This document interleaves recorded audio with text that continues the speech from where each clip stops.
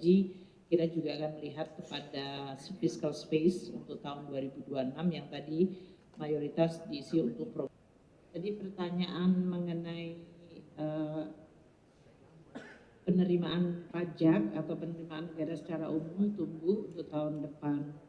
Untuk penerimaan pajak 13,5% growth, kebijakan masih akan mengikuti undang-undang yang ada. Jadi artinya undang-undang HPP yang selama ini sudah ada maupun yang ada di dalam undang-undang lainnya.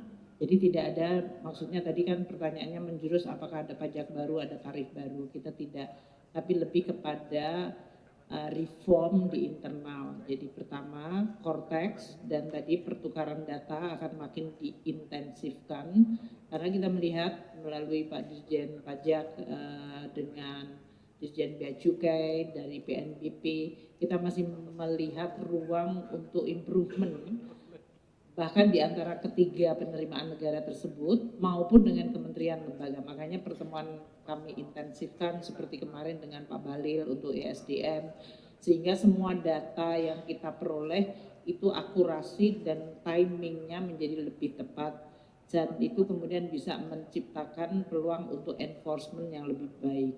Ini sebetulnya juga berkaitan dengan tadi shadow economy atau banyak juga illegal activity. Seperti diketahui tadi Bapak Presiden bicara tentang masalah CPO 3 juta atau 3,5 juta hektar yang diambil. Ini menciptakan sebuah database baru. Jadi kami akan menggunakan lebih banyak enforcement dan reform di bidang administrasi. 13,5 tentunya kalau growth-nya 5,3 plus inflasi 2,5 itu buoyancy-nya saja sudah hampir mendekati 7, 8, 9. Jadi extra effort-nya sekitar 5% itu melalui berbagai langkah-langkah tadi. Untuk subsidi kompensasi ICP tadi kan disebutkan $70, memang lebih rendah dibandingkan tahun ini yang 80, sehingga memang perhitungannya pasti menurun. Tren dari kurs juga kita akan lihat, sehingga kita akan melihat berdasarkan asumsi, kita masih menggunakan asumsi yang ada di dalam nota keuangan ini. Namun memang sesuai dengan tadi disampaikan oleh Bapak Presiden, subsidi harus makin tepat sasaran. Jadi yang disampaikan tadi kalau subsidi masih dinikmati kelompok yang sangat kaya, mungkin perlu untuk dilakukan suatu langkah-langkah untuk pentargetan. Dan sekarang dengan adanya data sosial ekonomi nasional yang tadi juga disampaikan oleh Bapak Presiden, ini menjadi acuan kita untuk melakukan targeting. Jadi dalam hal ini kementerian terkait seperti Menteri SDM maupun BPS akan menggunakan data zen-nya itu, kita akan menggunakan sebagai patokan atau acuan mengenai berapa sebetulnya volume subsidi yang dibutuhkan apabila targetnya benar. Dan memang di dalam pembahasan kita dengan DPR berkali-kali di Panja maupun pada saat kesimpulan dari Camp PPKF, DPR meminta pemerintah untuk betul-betul mentargetkan subsidi secara lebih adil, artinya betul-betul kepada kelompok masyarakat yang membutuhkan. Untuk tadi yang compliant enforcement plan untuk shadow economy, sebetulnya di dalam perekonomian kita akan terus, baik yang formal maupun informal, kita akan terus lakukan compliance ya, dari sisi bahwa mereka merasa diperlakukan adil sesuai dengan kemampuan ekonomi masing-masing. Jadi kita juga tidak akan memajaki yang memang bukan kemampuan mereka, tapi kalau memang ada kemampuan dan sesuai dengan peraturan perundang-undangan, itu yang akan kita terus enforce. Untuk shadow economy kita berharap dari sisi kalau yang informal UMKM kita tetap memberikan tax break yang sangat-sangat besar, yaitu 500 juta rupiah pertama penerimaan mereka tidak dipajaki.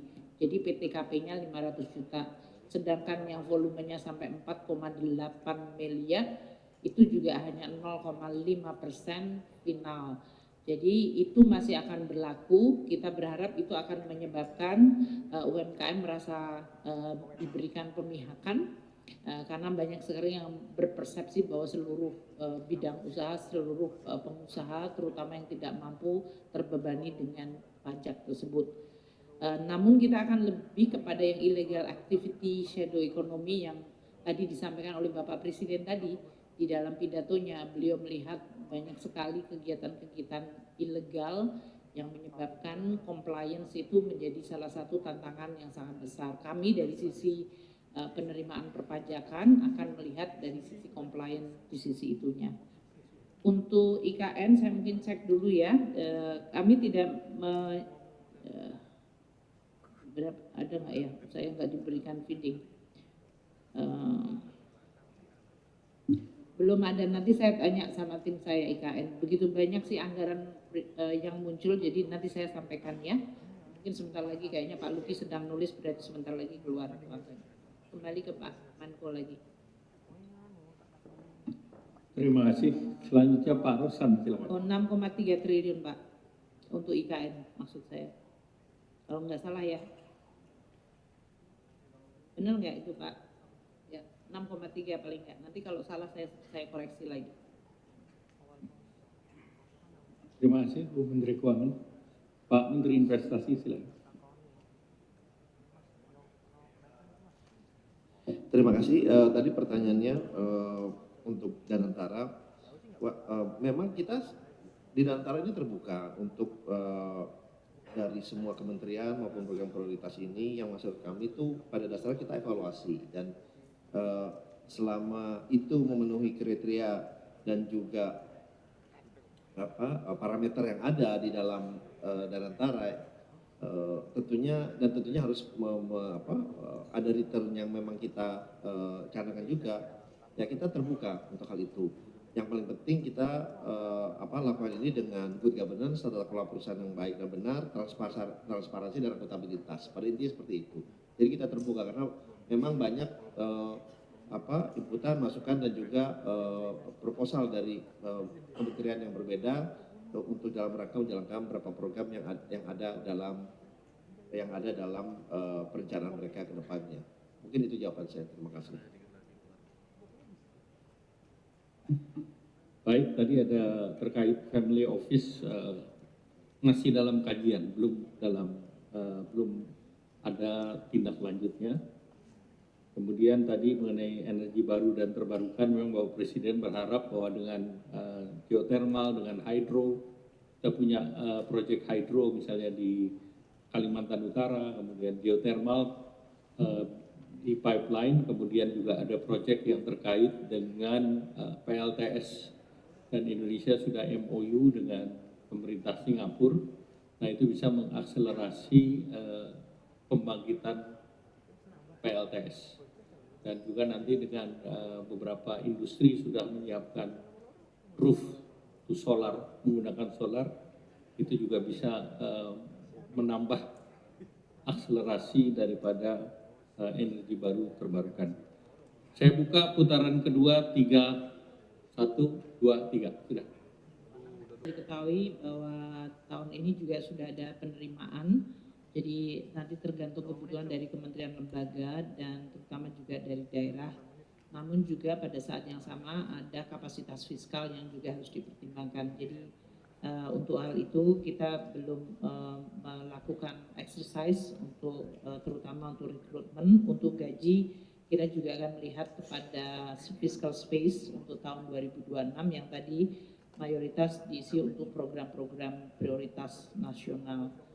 Untuk target pertumbuhan 5,4%, tentu tadi kita akan coba melihat sumber-sumber pertumbuhan ekonomi. Pertama, kalau didengar dari Pak Rosan, investment tadi cukup bagus dan kemampuan untuk bisa attract investasi lebih banyak, termasuk di pemerintah daerah. Kami dengan Pak Tito itu termasuk memberikan insentif agar daerah-daerah juga menjadi atraksi investasi yang lebih baik, sehingga tidak hanya inflasinya yang rendah, tapi pertumbuhan dan investasinya meningkat. Jadi kita akan terus meningkatkan iklim usaha. Dari Pak Rosan, apa yang